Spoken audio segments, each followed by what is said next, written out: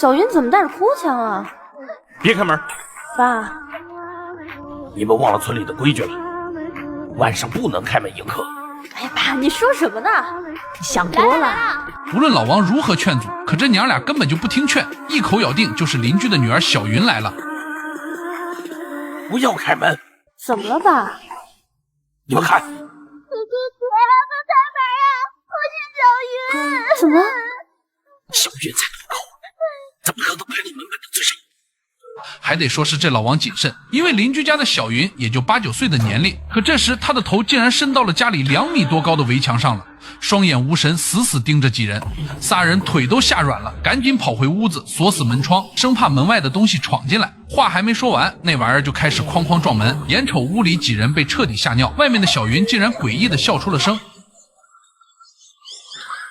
要说中式民俗恐怖到底有多刺激，相传在郑家村里有个10几年的死规矩，只要天黑之后谁敲门都不能开。要说为啥呢？就因为早些年村里出了一桩误诊假死，导致红衣女人惨遭活埋的悲剧。自从女人冤死后，几十年来只要半夜有人敢出门，轻则精神失常，重则暴毙而亡。恭喜你在手机电量带80刷到这部真实事件改编的民俗恐怖片《红衣鬼村》。该片取自于民间村落夜不迎客的禁忌传说，全程压迫感拉满，赶紧艾特你胆大的朋友一起观看。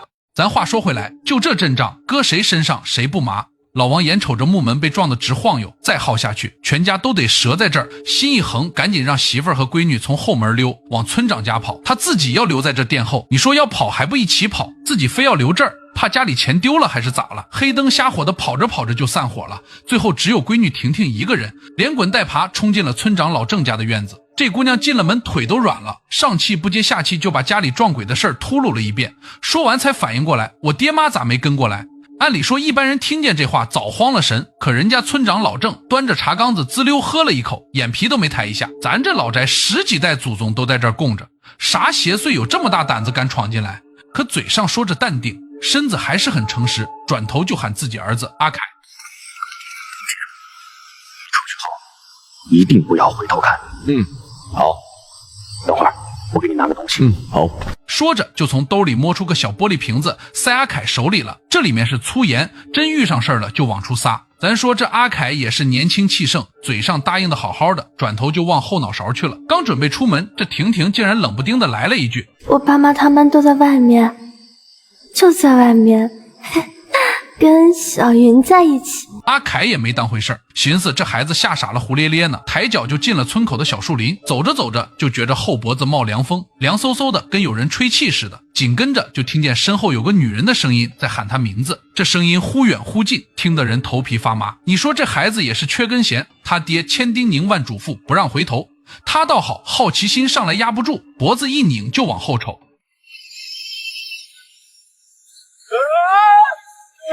这一瞅不要紧，差点没给他魂吓飞了。一个穿红衣服的女人，脸都快贴他脸上了，白的跟刷了浆糊似的，俩眼睛直勾勾盯着他，连点喘气的动静都没有。阿凯嗷一嗓子就坐地上了，蹬着腿往后蹭，眼瞅着红衣女鬼一点点往他跟前飘。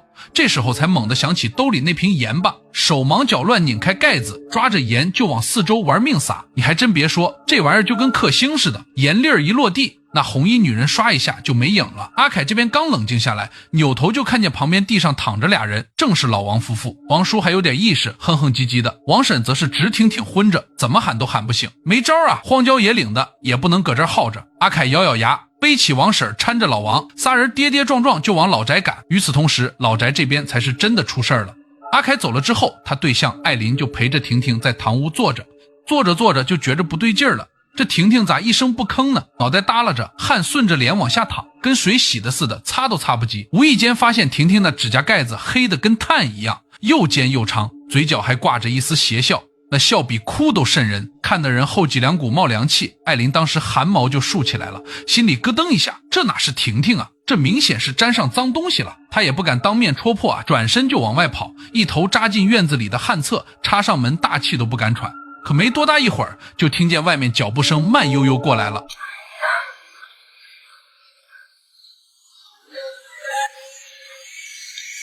下一秒，让我进来，让我进来！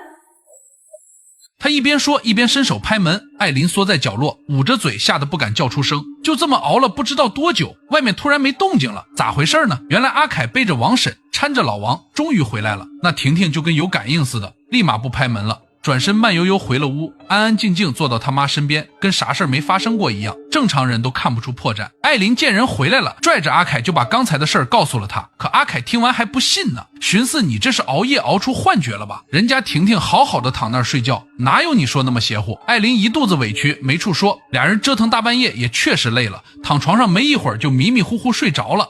老郑这边为了以防万一，连夜就在房屋周围撒上了盐巴，用来抵御脏东西。可艾琳和阿凯他俩不知道，就在他俩睡熟之后，恐怖的事儿又发生了。大半夜里，那红衣女鬼竟然悄摸溜进了屋，不声不响就躺在了俩人中间。咱就说这场景，但凡半夜醒过来瞅一眼，当场不要下嗝屁了。艾琳这一宿就别提了，噩梦连轴转，总感觉有人在耳边吹气，想醒醒不过来，想动不了，跟鬼压床似的，熬到天蒙蒙亮才缓过来，浑身都湿透了。另一边老郑也没睡踏实，天刚亮就爬起来检查门口撒的盐巴，这不看不要紧，一看着实吓一跳，好好一圈盐，平白无故少了一大截，明显是有东西踩进来了。老郑心里明镜似的，这脏东西已经进宅了，可他没敢声张，怕一嗓子喊出来，全宅子人都得炸锅，反而更麻烦。按说这老宅供了10几代祖宗，啥邪祟这么横，说闯就闯。老郑也琢磨不透，寻思光靠盐巴肯定顶不住了，转头就托人把自己师兄张教授请来了。这张教授是研究灵异民俗的，懂行，手里还有专业仪器。人到了之后没先唠嗑，先围着宅子转了一圈，心里就开始犯嘀咕。老郑还跟那儿显摆呢，你别看我这宅子背阴，可正对着东方日出，孤阴不生，独阳不长，按风水说那是阴阳调和的宝地。张教授听完直摇头，心说你可拉倒吧，前后全是大树挡着，太阳还没下山呢，你这儿就黑透了，啥宝地啊，你这就是标准的养尸地。这话一出口，老郑脸都白了。还没等细问呢，那边老王就说了，要想查明白咋回事，得先去小云家看看，昨晚那玩意儿就是装成小云来拍门的，他家指定有问题。老郑带着张教授一行人直奔小云家，刚一推开大门，一股寒气混着腥味直接扑脸而来。大白天的屋里比外面阴凉好几度，跟进了冰窖似的。进了堂屋更傻眼了，桌上摆着3碗白米饭，筷子直挺挺插在饭中间。咱懂行的兄弟都知道，这叫倒头饭，是给死人吃的，这不是明摆着招脏东西吗？几人心里直发毛，又摸着去了厨房，结果发现灶台里塞着个洋娃娃，胳膊腿全被拆下来了，扔得乱七八糟，看得人浑身不舒服。艾琳本来胆子就小，看完这场景腿都软了，拽着阿凯胳膊就往外走，催着赶紧回去，这地方太阴森了，多待1秒都难受。走着走着，艾琳就跟阿凯念叨，那天晚上睡觉的时候，我总感觉有个女人在我耳边对我说，我要进去了，我要进去了。然后我忽然感觉有个东西进入到我的身体里了。阿凯还安慰他呢，说你这就是疑心生暗鬼，世上哪有鬼啊，都是自己吓自己。可话刚说完，一只手就伸向了艾琳。听到动静，众人赶紧跑到院子里一看，发现小云直挺挺倒在地上，一身红衣服，指甲跟婷婷一模一样，黑得发亮。还好老郑反应快，掏出盐巴就往小云身上撒，盐粒一落身，小云身子明显抖了一下。旁边老王盯着那身红衣服，脸都绿了，嘴里一个劲儿念叨，红衣，是红衣，到底什么是红衣啊？张教授一听这里面肯定有事儿啊，当场就追问。事到如今瞒也瞒不住了，老郑叹了口气，终于把藏了10几年的秘密给兜出来了。原来10几年前村里来了个外地女人，穿一身红衣服，不知咋的就昏过去了。村里赤脚大夫看了看，说急性脑溢血，人已经没了。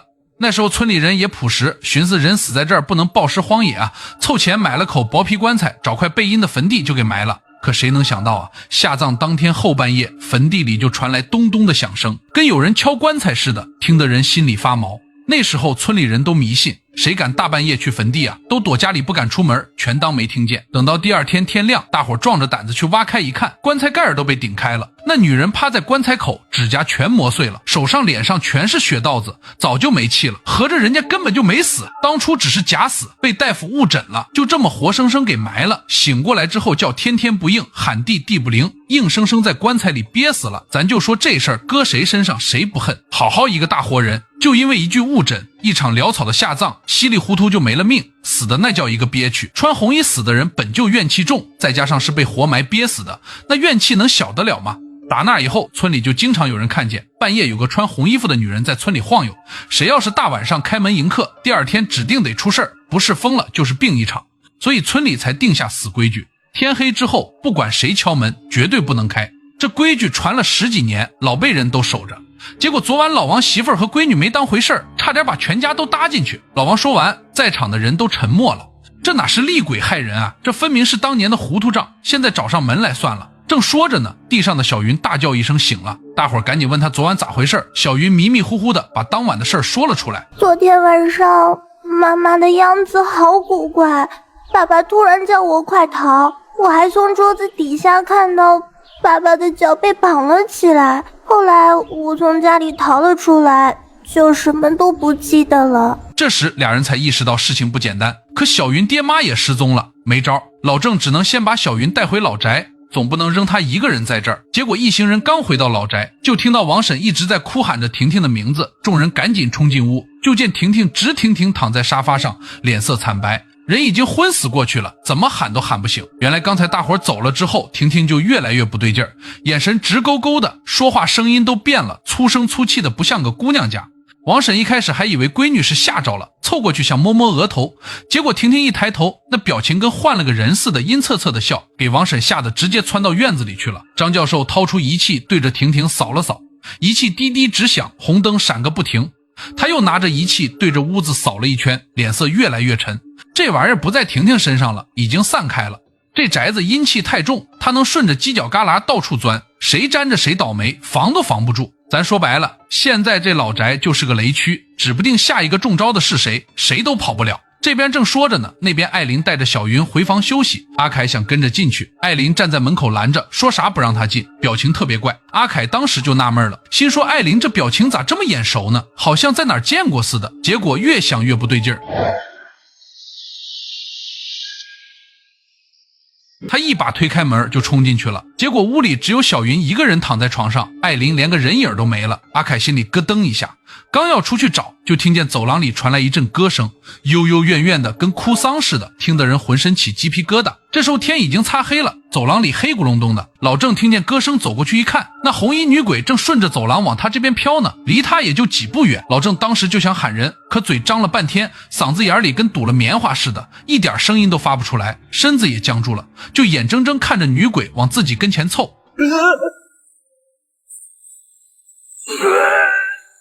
就在这节骨眼上，张教授听见动静过来了，刚想问咋回事，突然一阵眩晕，眼前一黑，直挺挺就栽地上了，直接晕死过去。这下好了，村长和教授俩主心骨，一个被定住，一个晕倒，场面直接失控了。艾琳也不知道从哪儿冒出来的，俩眼圈黑得跟熊猫似的，脸色煞白，拿着个手帕一个劲儿擦汗，眼神直勾勾的，明显也中招了。再看婷婷一家三口，全跟提线木偶似的，呆呆愣愣坐在堂屋里，没一点活人气儿，跟仨木头桩子似的。还不等俩人反应，门外哐哐的有人在砸门，似乎有啥东西想进来。韩冰也是头铁，一气之下直接跑去给门打开了，可门外啥都没有。还不等俩人放下心，女友子涵的脑袋突然传来一阵剧痛，可没办法，现在这里一点信号也没有，根本无法与外界联系。俩人只好硬着头皮继续寻找线索。进入老宅后，大部分的房间里都放着一根上吊绳，看得俩人是浑身发冷。这时子涵实在是扛不住了，头疼欲裂。子涵感觉自己身体即将不受控制，一把甩开了韩冰，把自己锁进了屋子里。偌大一个老宅，上上下下10几号人，到最后居然只剩韩冰一个人还清醒着。这韩冰是张教授的儿子，年轻小伙子阳气足，又一直没怎么跟那些沾了阴气的人接触，这才侥幸没中招，气得他跑到院子里破口大骂。可骂归骂，问题还是要解决的。他一开始还在屋里待着，听见外面似乎有啥动静，他出来一瞅，好家伙，老宅里的所有人没一个是正常的。他刚想喊人，就听见耳边有人低声说话，忽远忽近的，紧接着脑袋也开始发晕，下一秒